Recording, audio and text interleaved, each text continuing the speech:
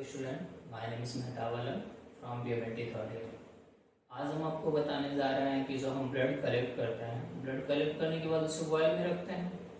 Lab में कितनी vials use होती हैं, कौन कौन सी वायल यूज होती हैं, किस वायल से कौन सा टेस्ट लगता है, हम आज आपको ये बताने जा रहे हैं। ये तो सिंपल सी बात है कि अगर हम ब्लड डिस्पोज से ले रहे हैं तो उसे वायल में रखेंगे। तो वायल्स तो अलग अलग प्रकार की होती हैं, उनमें अंतर क्या होता है, डिफरेंस अलग अलग जो सारे वायल्स हैं सब में डिफरेंस तो होगा ही ना। तो जैसे कि ये हमारा रेड टॉप ट्यूब है, इसे हम प्लेन ट्यूब कहते हैं। ये हमारा फ्लोराइड है, ये हमारा साइट्रेट का है, ये हमारा ये ईडीटी का है, ये भी ईडीटी का है, बट हल्का कलर डिफरेंस है। तो हम अब देखेंगे एक एक वायल्स को देखेंगे और इसमें क्या क्या एंटीकोगुलेंट्स होते हैं जो कि ब्लड को क्लॉट नहीं होने देते या फिर ब्लड क्लॉट हो जाता है, कैसे क्या होता है हम अब देखेंगे इसमें। तो ये जो हमारे क्या कहते हैं, एक होता है लाइट ब्लू टॉप ट्यूब होता है, ठीक है। जैसे ये जो ट्यूब है हमारा, ये इसका जो टॉप है ये क्या है, लाइट ब्लू टॉप ट्यूब है। इसमें जो होता है सोडियम साइट्रेट होता है जो कि 3.2% होता है। ये एक एंटीकोगुलेंट होता है जो कि यहाँ हमारा लिक्विड फॉर्म में रहता है। इससे क्या क्या हम टेस्ट लगाते हैं, इसमें जो हम ब्लड सैंपल लेते हैं उससे क्या क्या टेस्ट लगाते हैं ये हम देखेंगे।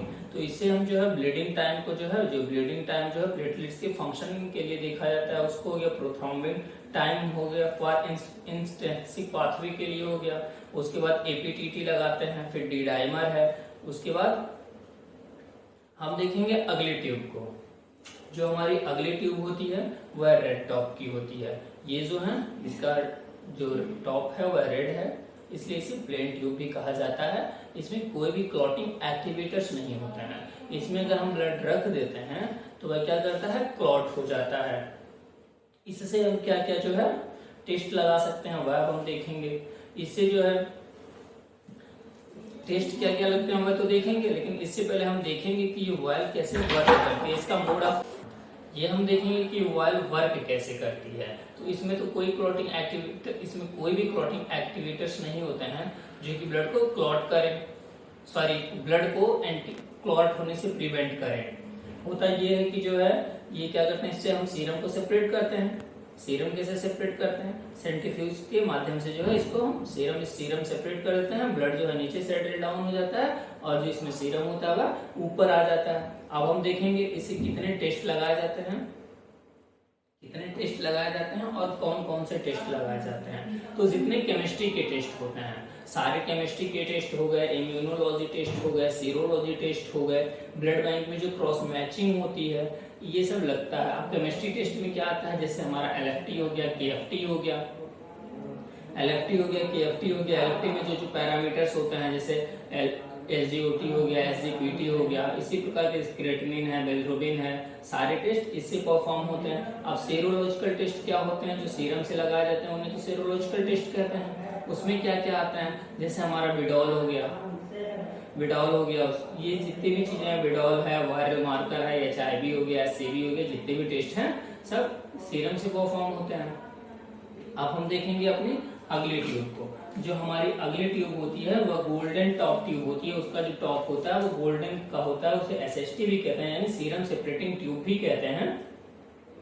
उससे हम उससे कितने भी टेस्ट लगा सकते हैं, जितने भी केमिस्ट्री के टेस्ट होते हैं उससे हम लगा सकते हैं। अब हम अगला देखेंगे, एक होता है हमारा लाइट ग्रीन ट्यूब। एक ट्यूब होती है जिसका ये जो टॉप होता है वह ग्रीन कलर का होता है, उसे हिपैरिन ट्यूब कहते हैं। तो जो हिपैरिन ट्यूब होता है वह दो प्रकार का होता है, उसमें दो तरीके के एंटीकोगुलेंट भरे होते हैं। एक तो होता है सोडियम हिपैरिन और एक होता है लिथियम हिपैरिन। मोस्टली जो हिपैरिन यूज होते हैं, जो यूज होते हैं वह लिथियम हिपैरिन ही यूज होता है। अब हम देखेंगे इनके यूजेस क्या क्या हैं। जो यूजेस जैसे क्रोमोसोम टेस्टिंग के लिए इसका यूज किया जाता है।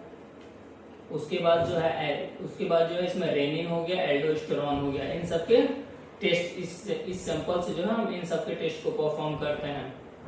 अब हम अगली ट्यूब देखते हैं।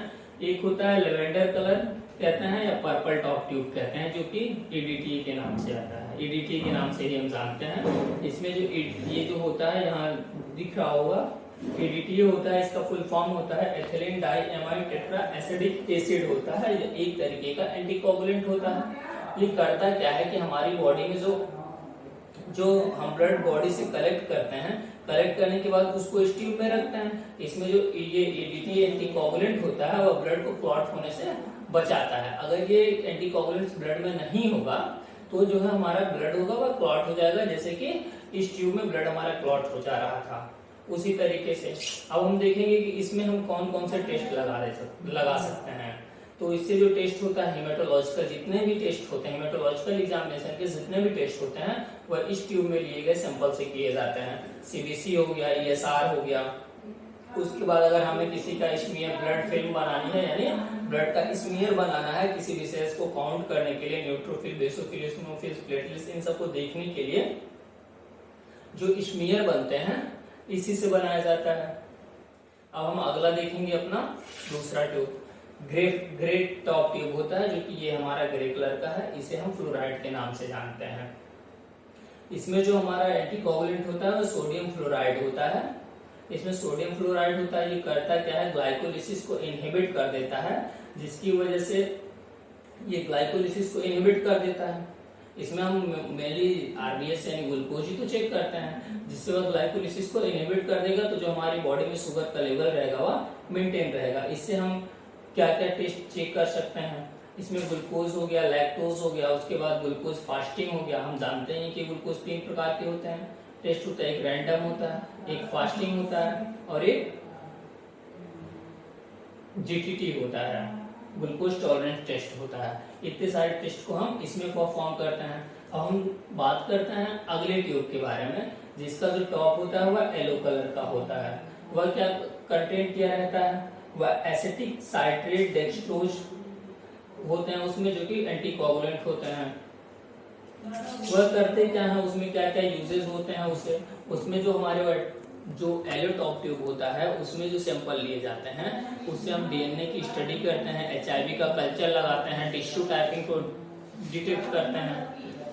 इन यूज तो वैसे लैब में तो बहुत सारे टेस्ट लगते हैं, बहुत सारे ट्यूब्स यूज होते हैं, लेकिन मेनली जो हमारे लैब में टेस्ट लगते हैं, नॉर्मल जो लैब रूटीन में ट्यूब्स यूज होते हैं वह ये हमारे चार्ट होते हैं।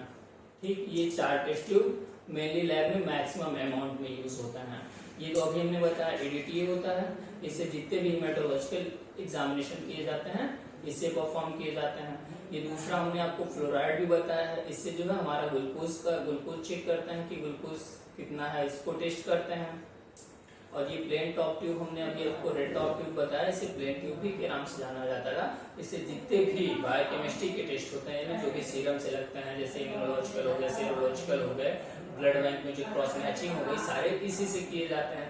अब ये जो हमारा ट्यूब है साइट्रेट ट्यूब है, अभी हमने आपको बताया इसमें 3.2% जो होता है सोडियम साइट्रेट पाया जाता है, जो कि यहाँ लिक्विड फॉर्म में रहता है। और इसमें ब्लड लेते जो है ये जो मार्किंग होती है इतना एग्जैक्ट ब्लड नहीं लेना होता। आप इन ट्यूबों में ब्लड मार्किंग से थोड़ा कम लेंगे तो चलेगा, लेकिन इस ट्यूब में आपको जो भी ब्लड लेना है इस मार्किंग के अकॉर्डिंग लेना है। ठीक, मेनली यही 4 ट्यूब यूज होता है। Thank you for watching my videos. Please like, share and subscribe my channel.